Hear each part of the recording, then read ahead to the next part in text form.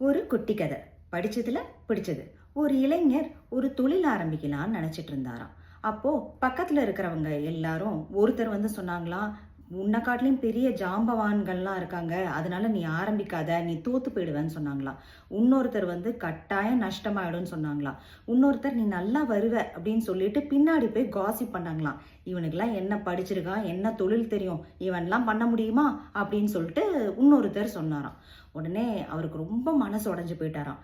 உடனே பக்கத்துல ஒரு குருஜி இருந்தாராம். அவர்கிட்ட போயிட்டு, குருஜி, நான் ஒரு தொழில் ஆரம்பிக்கலாம்னு நினைச்சேன்.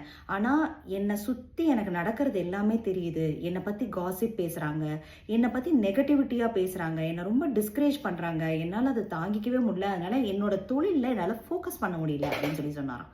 உடனே அந்த குருஜி வந்து என்ன சொல்யூஷனும் கொடுக்காம, நீ நேரா ஆத்துல இருக்கிற ஒரு பவுல கையில கொடுத்து ஆத்துலேருந்து தண்ணிய இந்த பவுல்ல தண்ணிய நிரப்பிட்டு என்னை வந்து பாரு அப்படின்னு சொன்னாராம். வேற எங்கேயும் ஃபோக்கஸ் பண்ணக்கூடாது, அந்த தண்ணி வந்து ஒரு டிராப் கூட சிந்தக்கூடாது அப்படின்னு சொல்லி குருஜி சொன்னாராம்.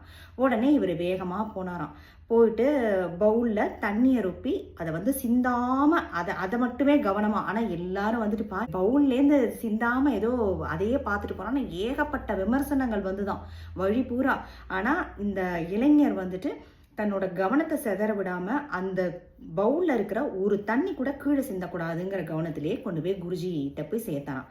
உனக்கு யாராவது காசிப் பண்ணது கேட்டுதா, உன்னை பத்தி தப்பா பேசினது கேட்டுதா அப்படிங்கிற. இல்ல, என்னோட கவனம் பூரா இந்த பவுல்ல இருக்கிற தண்ணி கொட்டாம இருக்கணுங்கிறதுல தான் இருந்தது அப்படின்னு சொல்லி அந்த இளைஞர் சொன்னாராம். உடனே குருஜி வந்து சொன்னாராம், இதுதான் வேணும். பத்தியா, உனக்கு அந்த நெகட்டிவிட்டி எதுவுமே தெரியல. இதுதான் நம்மளோட லைஃப்ல கத்துக்க வேண்டிய லெசனும் கூட. நம்மளை சுத்தி இப்ப நீங்க ஏதாவது ஒரு தொழில் ஆரம்பிக்கிறீங்க, ஏதாவதுன்னா ஏகப்பட்ட பேர் பொறாமையில நீ நல்லா இருக்கமா வராது, ஏகப்பட்ட விமர்சனங்கள் நமக்கு வரும். ஆனா உங்க ஃபோக்கஸ் வந்து எப்படி அந்த இளைஞர் வந்து தன்னோட பவுல்ல இருக்கிற அந்த தண்ணியில இருந்ததோ சிந்தாம இருக்கணுங்கிறதோ, உங்களோட தொழிலையும் நீங்க என்ன நினைச்சீங்களோ அதுல சாதிக்கிறதுல மட்டுமே தான் இருக்கணுமே தவிர மித்த யாரோட விமர்சனங்களையும் அது வந்து பாசிட்டிவா இருந்ததுன்னா எடுத்துக்கோங்க. இல்லாட்டினா உங்களை வந்து ஊக்குவிக்கிற மாதிரி உண்மையாவே உங்களை அது அட்வான்ஸ் பண்ணணும்னா அந்த கமெண்ட்ஸ் எடுத்துக்கோங்க.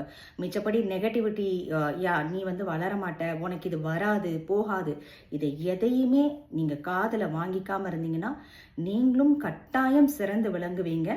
இதுதான் அந்த கதை நமக்கு சொல்ல வந்தது. இதை எல்லாரும் ஃபாலோ பண்ணுங்க.